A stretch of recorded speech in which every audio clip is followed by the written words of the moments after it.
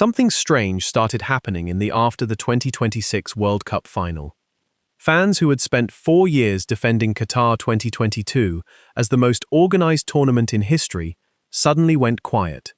These were the same people who had praised the metro system, the spotless stadiums, and the ability to watch 2 matches in a single day.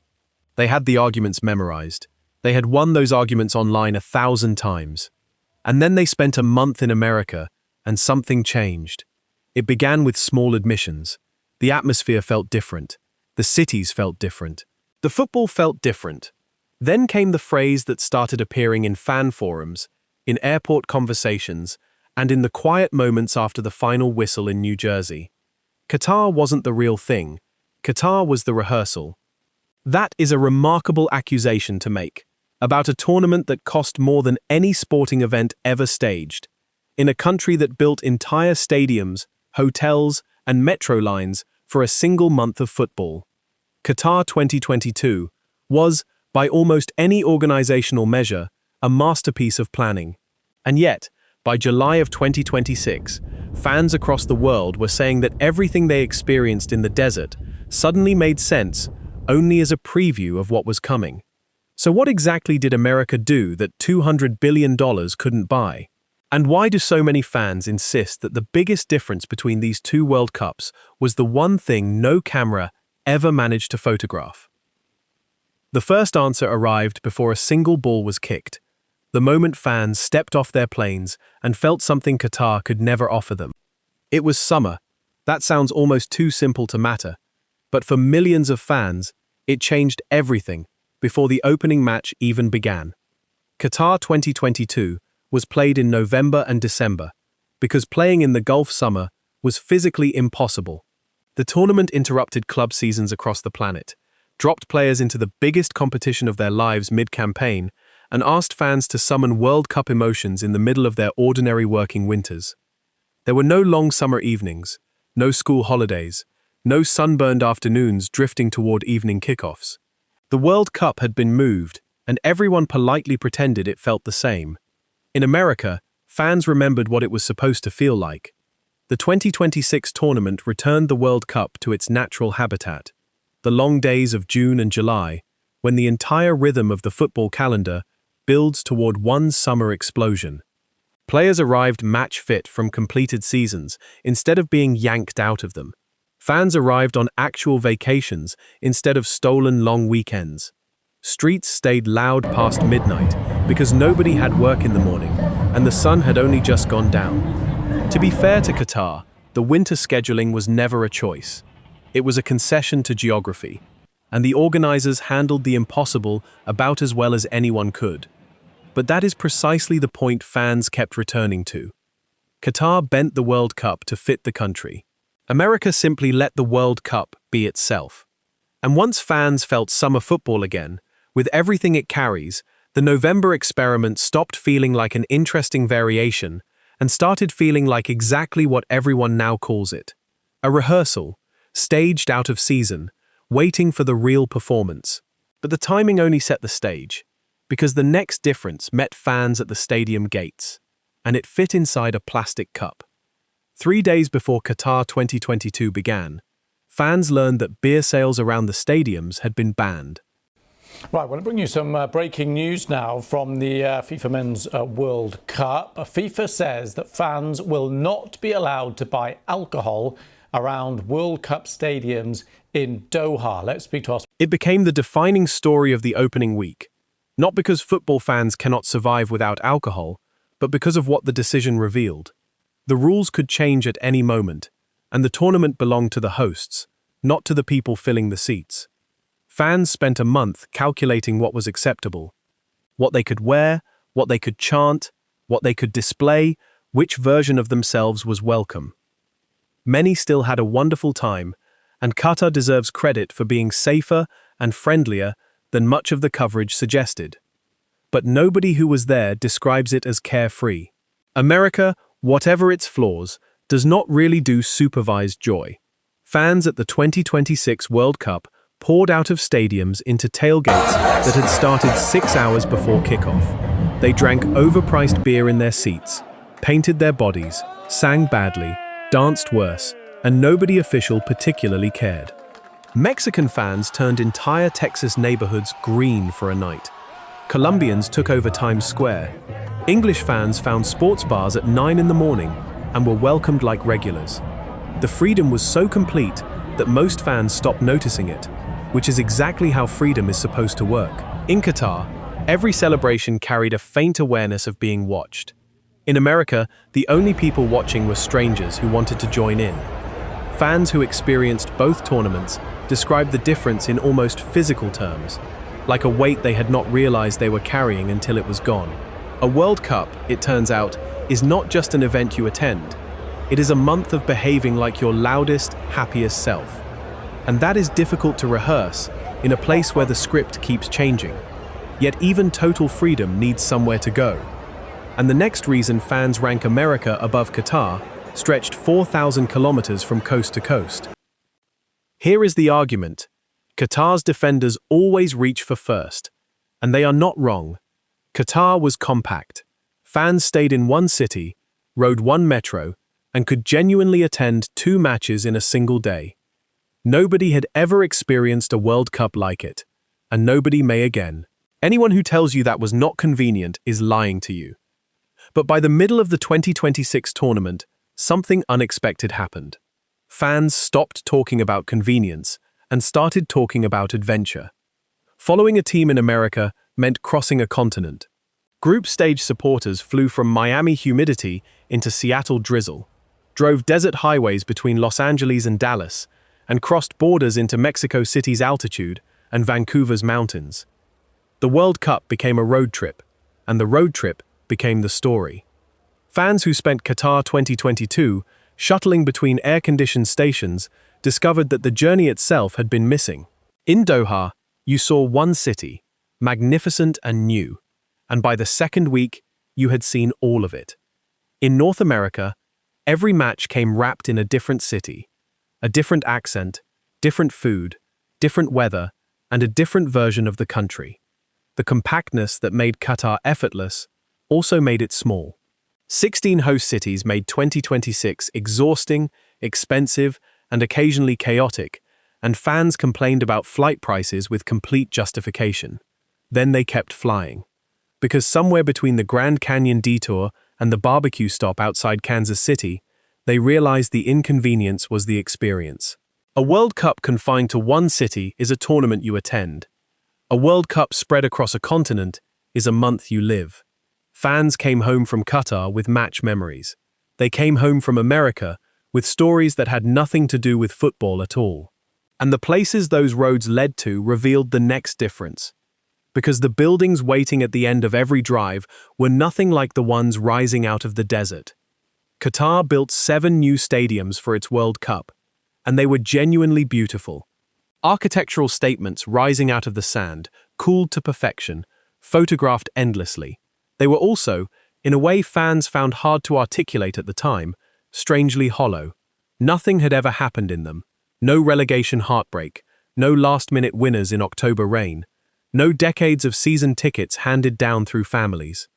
They were magnificent venues with no ghosts, and everyone quietly understood that when the tournament ended, several of them would be partially dismantled, downsized, or left searching for a purpose. The stadiums of the 2026 World Cup carried the opposite problem and the opposite blessing. They were not built for this tournament, and that was exactly their power. These were cathedrals of American fandom, buildings where 100,000 people had screamed through college football Saturdays, where Super Bowls had been decided, where generations of tailgates had seasoned the parking lots.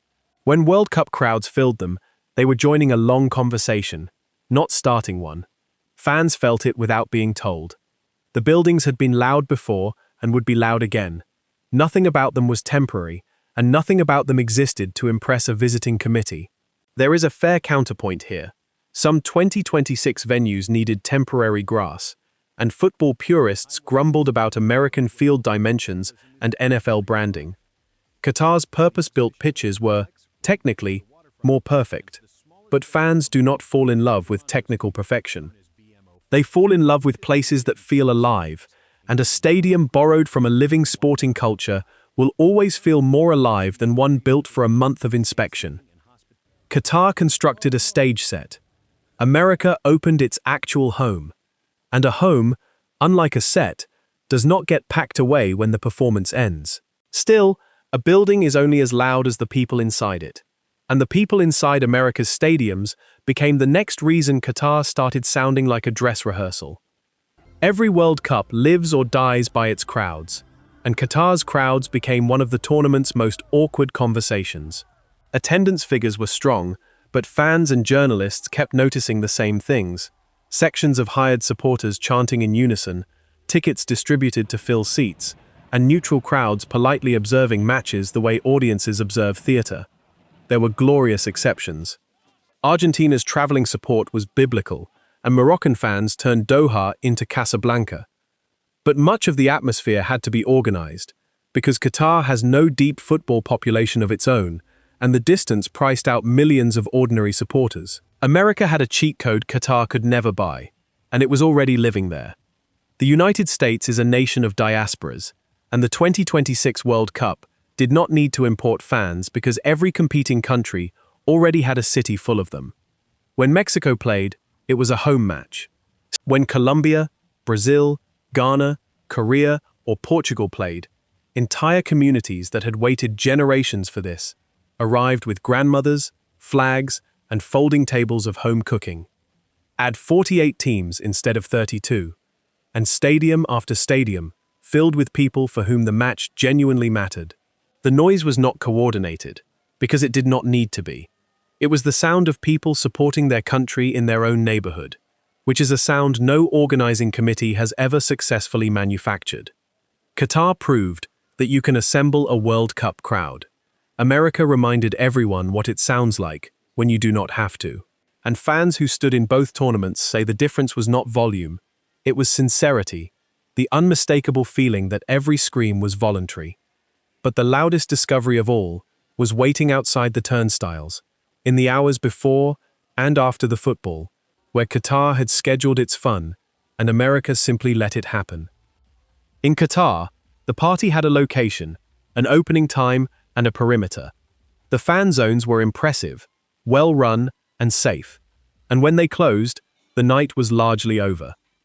Doha is not a city built around spontaneous nightlife, and visiting fans adapted to a World Cup where celebration was something you were escorted toward.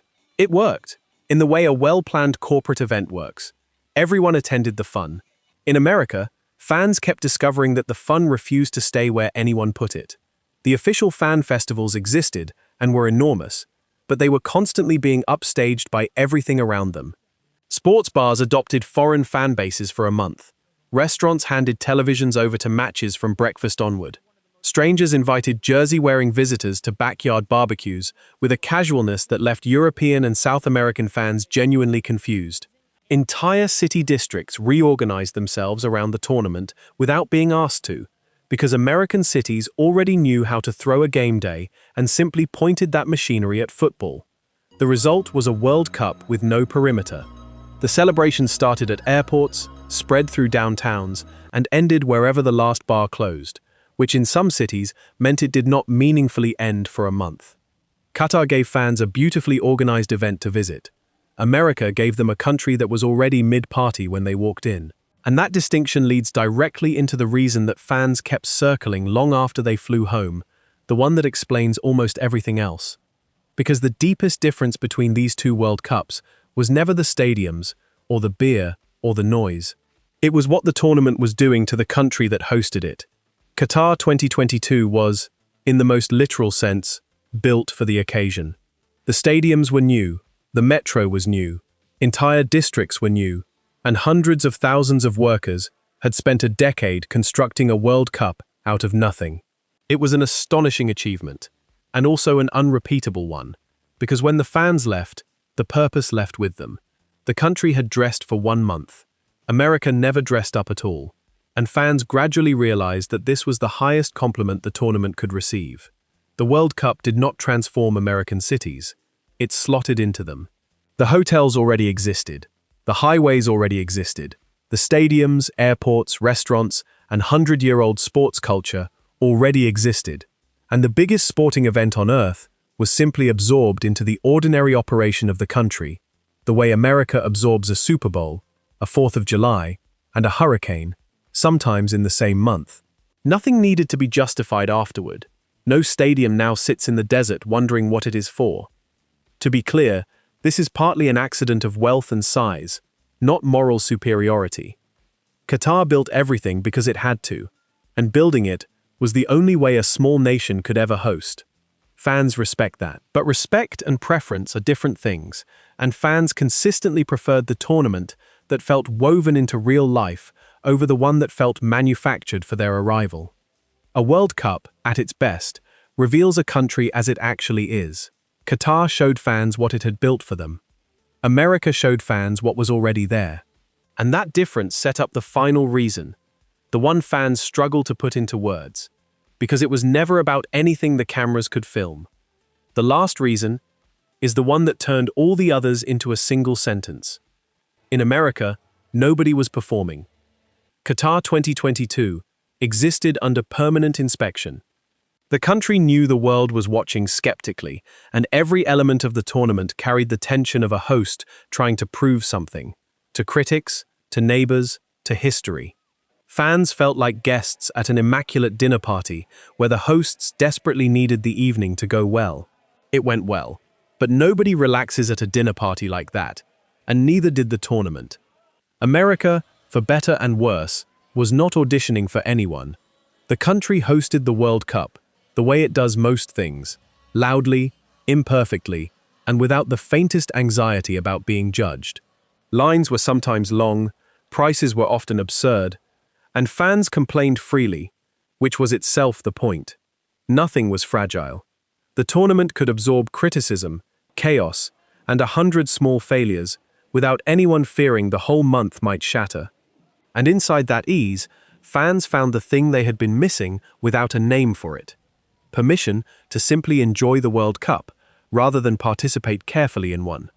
That is what fans really mean when they call Qatar a rehearsal. Not that it was badly run, because it may have been the best-run World Cup in history. They mean it felt like a performance of a World Cup, executed flawlessly by a host still learning the role, while America felt like the thing itself, held by a country that had been throwing giant parties for so long it had stopped noticing them. Rehearsals are careful, performances are alive.